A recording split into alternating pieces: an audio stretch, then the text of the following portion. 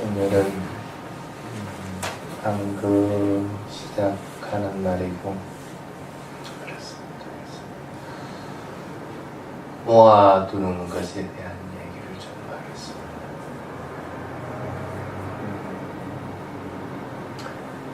모아두는 거 많죠?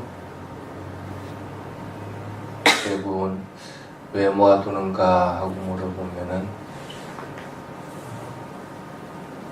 미래가 확정된 게 아니라서 미래가 불안하기 때문에 모아둔다 얘기를 합니다. 근데 어느 정도 모으고 하는 것은 참 괜찮은 방법일 수가 있는데 이게 좀 지나쳐버리면 모아둔 것들에 대해서 집착을 하게 됩니다. 그래서 그 집착으로 연결되고 또 그것이 원인이 돼서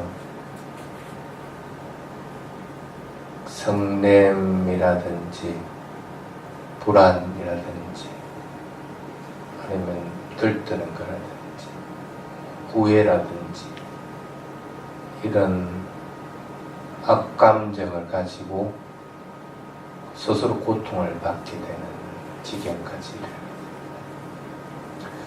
그래서 모아두는 것도 윤리와 도덕이 있고 불교적인 관점이 있다는 것을 좀 분명하게 정립을 했으면 하는 생각입니다. 그게 모아두는 것이 어떤 것이든 그것들은 변하는 성질을 가지고 있는 것들입니다. 시간도 마찬가지입니다. 시간도 변하는 겁니다. 과거나 현재 그리고 미래를 통해서 계속적으로 흘러가게 됩니다. 근데 그것을 예측 가능하다고 누가 단언할 수는 없습니다. 어느 순간에 내가 어떤 상황에 닥칠지 모르고 또 나의 미래가 어떤 방향으로 바뀔지 모르는 것은 누구도 모릅니다. 흐르는 것은 틀림없지만 그것들을 알 수 있는 방법은 없습니다. 그래서 아무리 점쟁이라 하더라도 미래를 완벽하게 예언할 수 있다. 그건 사실은 불가능한 겁니다. 아무래도 일반 대중들은 그런 미래가 걱정이고 불안정하기 때문에 모아두려고 하는 것들은 틀림없이 있습니다. 근데 모아둘 때 한번 곰곰이 생각해 보십시오. 네 가지. 뭘 모아둘 것인가? 재산, 아니면 명예, 무엇을 모아둘 것이냐? 불교적으로 모아둬야 되는 부처님의 유물이 있습니다. 그걸 모아두려고 할 것인지, 아니면 사회생활을 할 때 필요한 것들을 모아둘 것인지, 무엇을 모아둘 것인가 하는 것이 첫 번째입니다. 그 다음에 두 번째는 그 모아두는 것은 무엇을 위해서 모아두느냐. 재산을 모아두면 무엇을 위해서 모아두는 건지, 부처님 재산을 유물로서 모아두려고 할 것 같으면 그것도 무엇을 위해서 모아두려고 하는 건지. 그 다음에 세 번째가 어느 정도의 양으로 모아둘 것이냐. 그것이 이 방을 채울 만큼인지, 아니면 내 마음을 채울 만큼인지, 아니면 어느 정도의 양으로서 모아둘 것이냐. 그 다음에 네 번째가 그 기간이 어느 정도의 기간 동안 평생 모아야 되는 것인지, 아니면 평생 모으지 않고 어느 정도의 기간 동안만 모아줄 것인지 하는 것들을 잘 결정을 해야 됩니다. 그래서 이 네 가지는 그것이 사회적으로 필요한 것들을 모아주는 것이든, 아니면 부처님 가르침에 맞는 것들을 모아두는 것이든, 모아두는 것들에게는 항상 적용해야 되는 기준입니다. 무엇을 모아두고 무엇을 위해서 모아두고 어느 정도의 양으로 모아두고 어느 정도의 기간으로 모아둘 것인가. 근데 보통 이걸 본인 스스로 질문할 것 같으면 답이 안 나옵니다. 뭐 모아둘 것이냐? 대부분 뭐든지 좋다. 뭐든지 다 모으려. 근데 그 모아두는 것이 무엇을 위해서, 무엇 때문에 모아두느냐면 대부분 모릅니다. 아무튼 뭔가 도움이 되겠지요 하는 그 얘기만 합니다. 그 다음에 어느 정도 양으로 모아둘 것이냐 하고 스스로에게 질문해 보면 많은 모아둘 좋다. 많은 모아둘 좋다.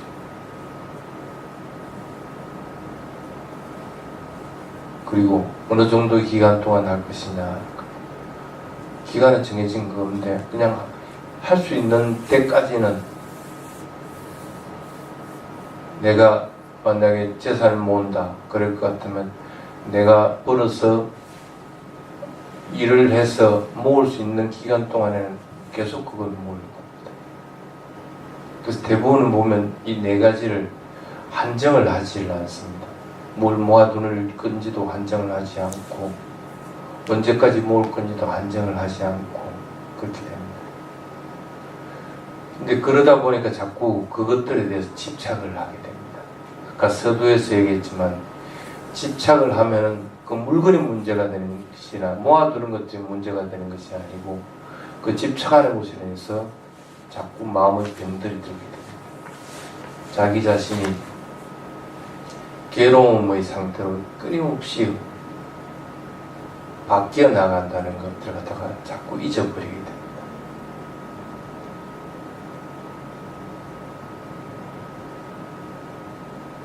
부처님 당시 때 그 자타카 자루다빠나 자타카라고 하는 오래된 연못 우물이라는 뜻입니다. 오래된 우물이라고 하는 이야기가 있는데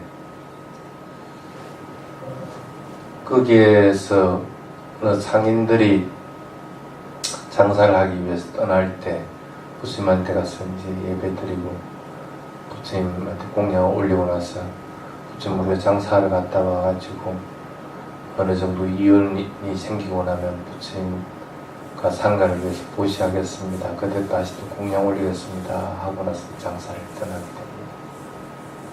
근데 가다가 어느 지역에서 쉬게 됐는데 민가도 가기 때문에 목이 말라서 우물을 찾다 보니까 아주 오래된 낡은 우물이 하나 있어요. 그래서 그 우물을 이렇게 풀리다 보니까 그게 옛날에 감추어뒀던 누군가 도둑놈들이 감춰뒀던 누군가 감춰뒀던 아주 오래된 보석들이 발견나게 됐어요. 보석을 한참 풀리다 보니까 양이 좀 많아졌어요. 그래서 그 상인의 우두머리가 그렇습니다. 이 정도 했으면 충분하다. 이 정도 했으면 우리가 충분히 일정 기간 동안 우리가 사는 데는 지장이 없고 또 부처님한테 약속한 보시하고 또 공양 올릴 수 있는 것은 되니까 그만 하자 하고 이제 얘기를 하게 됩니다. 똑같은 상황인데 다른 상인들은 이러한 상황에서 더 파내려고 합니다. 그 자체를 더 파내려고 합니다. 그래서 계속 파내다가 결국에는 여러 가지 재앙들을 만나게 됩니다. 근데 대부분 사람들은 앞에와 같이 일정하게 그것을 모으고 나면은 멈추려고 하지를 않게 됩니다. 그래서 대부분은 그냥 그대로 계속적으로 모으고 또 하는 것들을 신경을 쓰게 됩니다. 경전에 그런 것들이 있습니다. 지나친 탐욕, 파멸의 원인이다 하기 때문에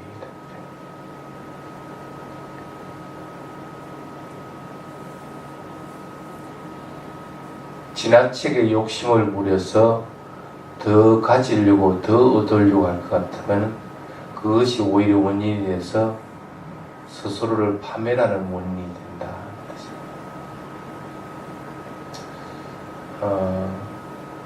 가끔씩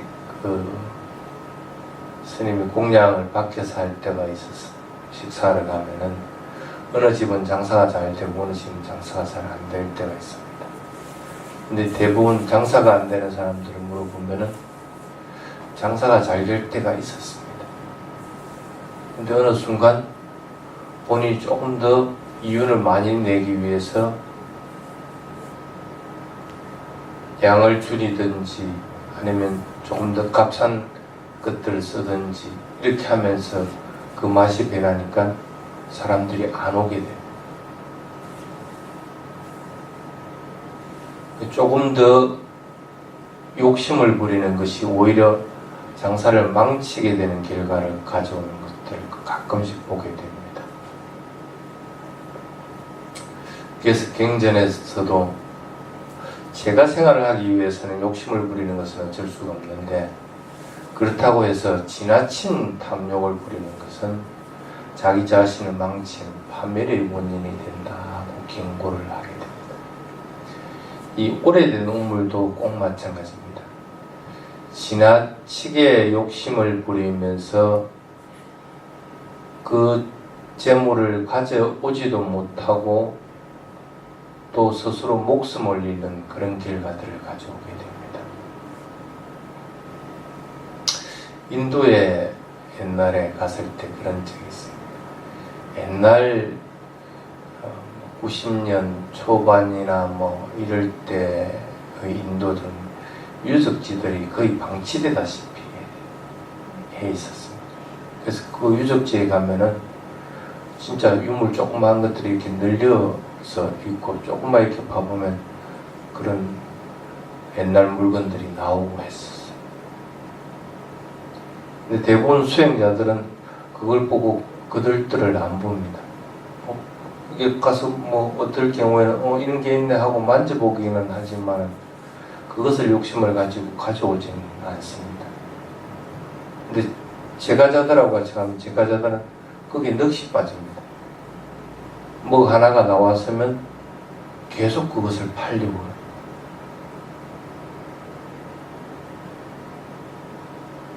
그래서 확실히 출가한 사람과 제가자가 저런 차이가 있구나 하는 것들을 옛날에 느낀 적은 있습니다. 자기 것이 아닌데 자기 것으로 만들려고 하는 것. 여러분들이 실제로 지녀야 되는 것들이 뭔가 하는 것들을 자꾸 잊어먹는 경우들이 생긴다는 겁니다. 그래서 부처님이 모아두는 것에 따라서 항상 얘기하는 것들이 두 가지가 있습니다. 소욕, 지욕. 두 가지를 항상 얘기를 하게 됩니다. 근데 이 두 가지를 지키지 않으면은 그것이 지나친 탐욕으로 연결돼서 스스로 파멸에 이르게 하는 원인이 된다고 얘기를 합니다. 소욕이라고 하는 것은 아파챘다라고 얘기를 하는데 잘못 해석하면 한자 그대로하면 욕심이 적다는 그런 뜻으로 오해하기가 쉽습니다. 근데 소욕은 욕심이 적다는 그런 뜻이 아닙니다. 아파챘다라고 하는 것은 요구하는 것이 적다는 뜻입니다. 내가 원하고 내가 요구하고 하는 것들이 적다는 겁니다.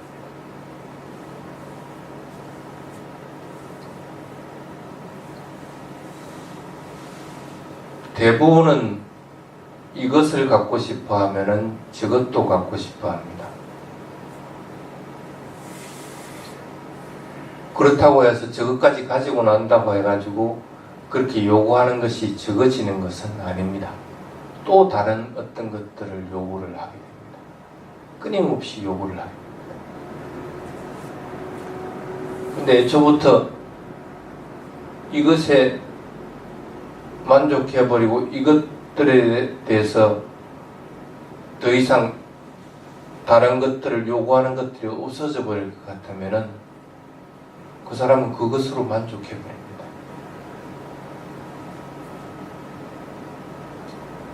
그 다음에 두 번째 지족이라고 하는 단어가 산투띠라고 이렇게 얘기합니다.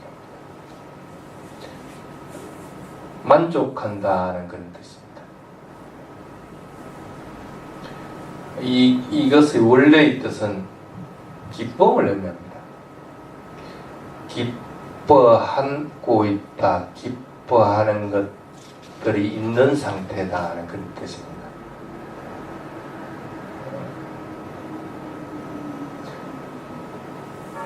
만족했으면은 기쁨이 있어야 됩니다. 근데 그것으로 만족하지 못하면 기뻐하는 것이 아니라 계속 요구하는 것들이 많아지게 됩니다.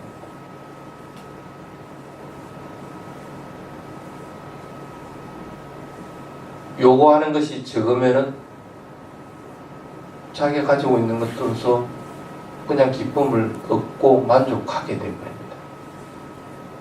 그래서 소욕지족은 잘 분리를 안 하기도 합니다. 어떨 때는 그것들을 따로따로 분리하기도 합니다.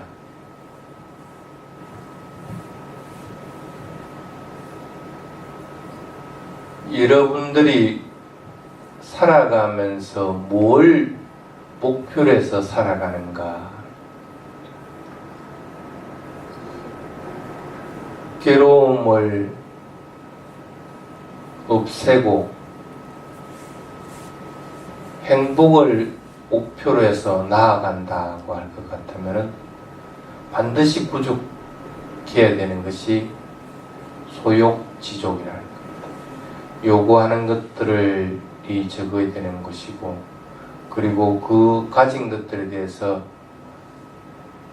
만족하지 않고 기쁨을 누리지 못하는 것들을 버려버려야 됩니다. 요구하는 것들이 많아지면은 불만족이 더욱더 증대합니다. 요구하는 것들이 많아지면은 괴로움이 더욱더 증가할 수밖에 없다는 거예요.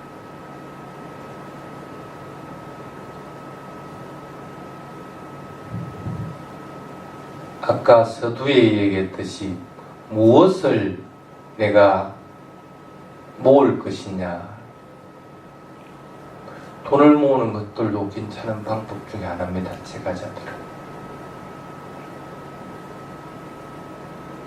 그 돈을 모으는데, 돈을 모으는 것들도 어느 정도까지 모을 것이냐, 내가 그 돈으로 인해서 그것이 적게 있든 많이 있든 그것들에 대해서 더 원하는 것이 없고, 그것으로 인해서 내가 생활을 하고 또 보시하고 하는데 기쁨을 누릴 수 있다 할 것 같으면 그것으로 족한 겁니다. 근데 그것을 넘어서 버릴 것 같으면은, 그래서 소욕지족이라는 개념을 자꾸 잊어버리게 될 것 같으면 무엇을 가지든지 그것들에 대해서 만족하지 않고 그것들로 인해서 괴로움은 끊임없이 받게 된다.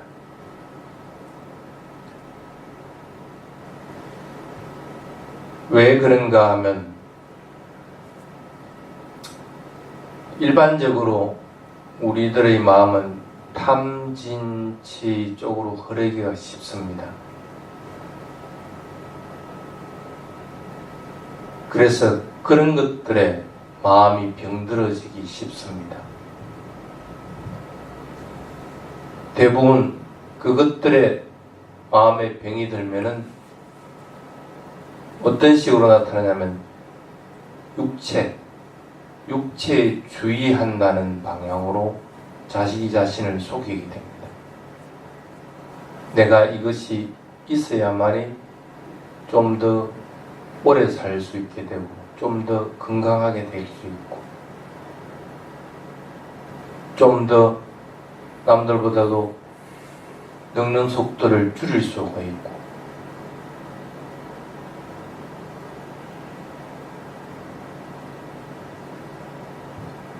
육체에 마음이 쏘가버리게 되는 결과를 가지게 됩니다.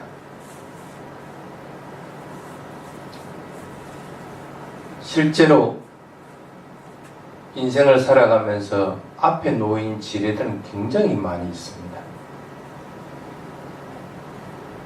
여러 가지 경쟁해야 되는 것, 또 마음에서 일어나는 질투심들, 또 어리석은 것으로 인해서 잘못된 방향으로 가는 것들, 곳곳에 지뢰밭인데 마음이 육체가 원하는 대로 그냥 따라가게 됩니다. 그러면은 문제가 심각해지게 됩니다. 대표적인 게 거식증이라고 하는 것이 있습니다. 밥을 먹었는데도 계속 배고프다고 달라고 합니다. 육체가 마음을 속입니다. 그럼 계속 먹을 수밖에 없습니다. 마음이 병들어 있다는 생각을 하지 않고 육체가 속이는 대로 그냥 마음이 쏘가 넘어가 버리게 됩니다.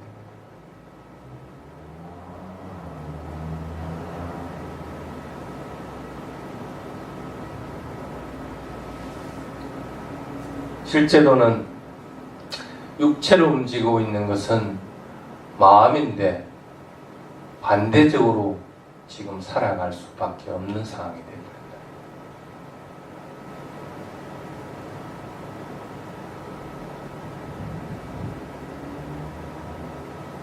그래서 자기 자신에게 명령하는 것들이 대부분은 보면은 더러워진 마음으로 자기 자신에게 명령을 하게 됩니다. 그것들에 대해서 정당하다고 자기 자신을 속이게 됩니다. 모으는 것 때도 반드시 거기에는 따르는 윤리가 있어야 되는 거고 거기에 따른 도덕이 있어야 되는데 그것마저도 팽개쳐 버리게 됩니다.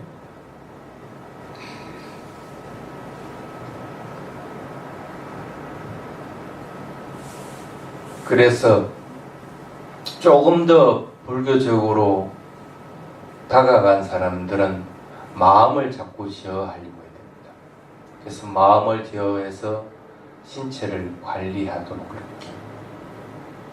그렇게 하다 보면은 마음이 관리가 돼 나가지면 소욕지족이라는 것들을 이해를 하게 됩니다. 아, 내가 요구하는 것들이 적어져야 된다. 그리고 어떤 것이든 그것들에 대해서 만족하고 기쁨을 누리도록 해야 된다.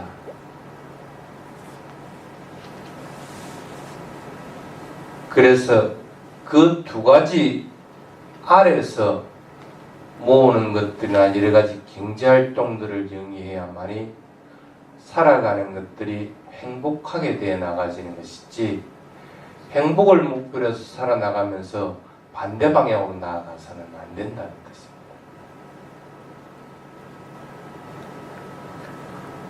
그래서 경전주숙서에는 그런 얘기를 합니다. 소욕지족이 빠진 경제활동은 암세포와 같이 늘어난다. 암세포가 증대하듯이 자기 자신을 점점 더 구름텅이로 몰아넣을 수밖에 없는 상황이다. 것입니다. 나에게 뭔가가 하나 더 생겼다 해서 그것들에 대해서 기뻐하고 만족할 것이 아니라 그 생긴 것들이 무엇이든 간에 그것으로 인해서 내가 더 요구하는 것들이 없고 그것으로 인해서 기쁨을 누릴 수 있는가 하는 것들을 자꾸 생각을 해야 됩니다. 생긴 것에 대해서 행복해하는 마음이 없을 것 같으면 그것은 의미가 없습니다. 집에 산더미같이 재산을 쌓아놔도 그것을 누리지 못하고 저 세상으로 가야 되는 사람들을 참 많이 봅니다.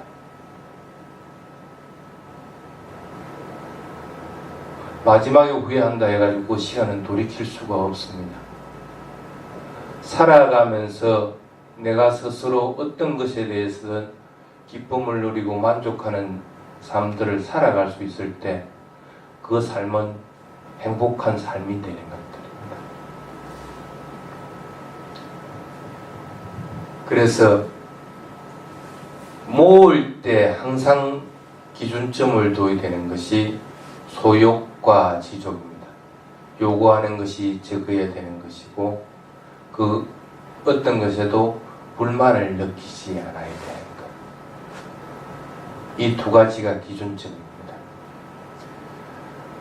대부분 살아갈 때 맑은 공기는 필수적인 것이다. 또 깨끗한 물은 필수인 것이다 하고 얘기합니다.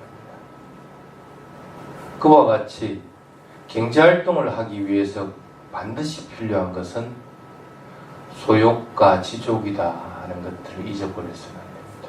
그래서 어떤 것이든 요구하는 것들이 자꾸 적은 생활들을 만들려고 해야 되는 것이고 그 어떤 것에 대해서도 불만족을 가지고 살아가는 것보다는 만족하면서 그것으로 인해서 기쁨과 행복을 누리면서 살아가는 것이 올바른 것이다 하는 것입니다. 그래서 모으는 것에는 반드시 불교적인 윤리와 도덕이 있다는 기준점을 잘 잡아서 살아갈 수 있도록 그렇게 하시기 바랍니다.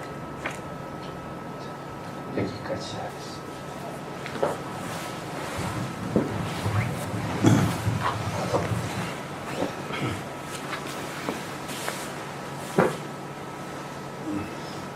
님께 삼배를 올리겠습니다.